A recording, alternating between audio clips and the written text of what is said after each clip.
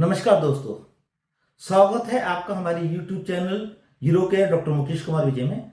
आज हम बात करेंगे एक ऐसे विषय पर जिसे अक्सर लोग शर्म के नजर से देखते हैं, बात नहीं करना चाहते हैं, लेकिन इसके बारे में जानना और बात करना बहुत जरूरी है। जी, हम बात कर रहे हैं इरेक्टाइल डिस्फंक्शन यानी नपुंसकता के बारे में, उसके कारण, लक्षण और इलाज के बारे में।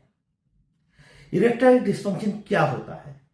तो दोस्तों, इरेक्टाइल डिस्फंक्शन यानी ईडी एक ऐसी स्थिति है जिसमें पुरुष सेक्स के दौरान पर्याप्त इरेक्शन उत्तेजना प्राप्त नहीं कर पाता है या उसे बरकरार नहीं कर पाता है।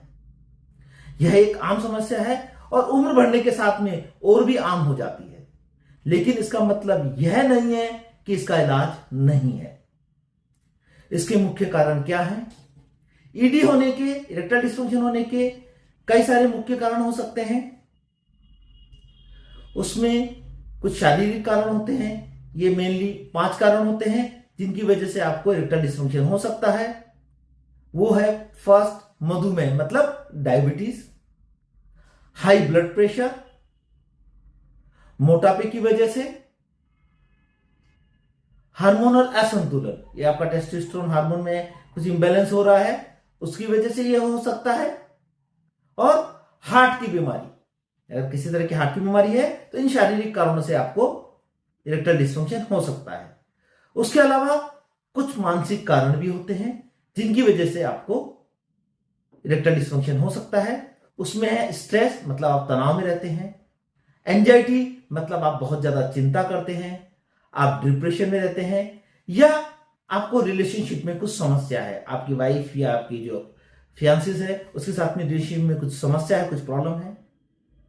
उसके अलावा कुछ अन्य कारण भी होते हैं, जैसे कि अधिक शराब या धूम्रपान का सेवन करना। कुछ दवाइयां आप लेते हैं जिनके साइड इफेक्ट की वजह से भी आपको इरेक्टाइल डिस्फंक्शन हो सकता है, और आपकी जीवन शैली खराब होने की वजह से, उसकी लापरवाही की वजह से भी यह इरेक्टाइल डिस्फंक्शन देखा गया है। अब इरेक्टाइल डिस्फंक्शन के लक्षण क्या होते हैं? इरेक्टाइल डिस्फंक्शन के लक्षण एकदम साफ होते हैं। सेक्स के दौरान आपका इरेक्शन नहीं होता है, इरेक्शन होता भी है तो बहुत जल्दी ढीला पड़ जाता है। उसकी वजह से आपको सेक्स के अंदर रुचि कम हो जाती है, आत्मविश्वास में गिरावट आ जाती है, आप अपने आप में एक कमी महसूस करने लगते हैं, सेक्स से दूर भागने लगते हैं। तो इसका इलाज क्या है? इरेक्टाइल डिस्फंक्शन का इलाज क्या करते हैं? अब बात करते हैं सबसे जरूरी चीज, इसका इलाज। फर्स्ट हम बोलेंगे आपको आपके लाइफ स्टाइल में आपको कुछ बदलाव लेके आना है।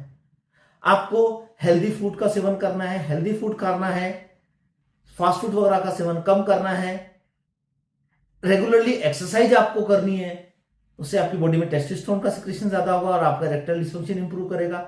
धूम्रपान और शराब से दूर रहना पड़ेगा आपको।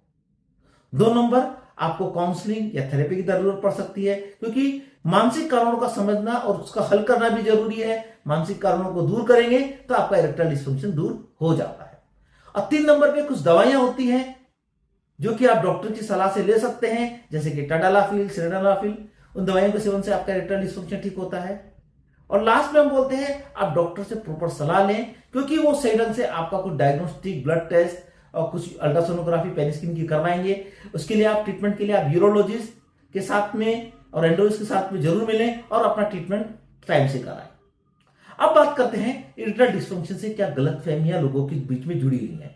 एक आम गलतफहमी होती है कि इरेक्टाइल डिस्फंक्शन सिर्फ बुजुर्गों में यानी ओल्ड एज होने पे ही होता है। यह सच नहीं है। इसका मतलब यह नहीं कि आप मर्द नहीं है। लोगों की मिथ्या होता है कि आप मर्द नहीं है, ऐसा बिल्कुल नहीं है। आप मर्द होते हैं। क्या इसका कोई इलाज नहीं है? यह पूरी तरह से गलत है। इसका प्रॉपर इलाज, प्रॉपर डायग्नोसिस करके, प्रॉपर टेस्ट करवा के उसका ट्रीटमेंट किया जाए तो यह परमानेंटली ठीक भी हो जाता है। तो दोस्तों, इरेक्टाइल डिस्फंक्शन एक आम समस्या है, लेकिन इसका इलाज संभव है। जरूरत है सही जानकारी की, सही सलाह की और सही कदम की।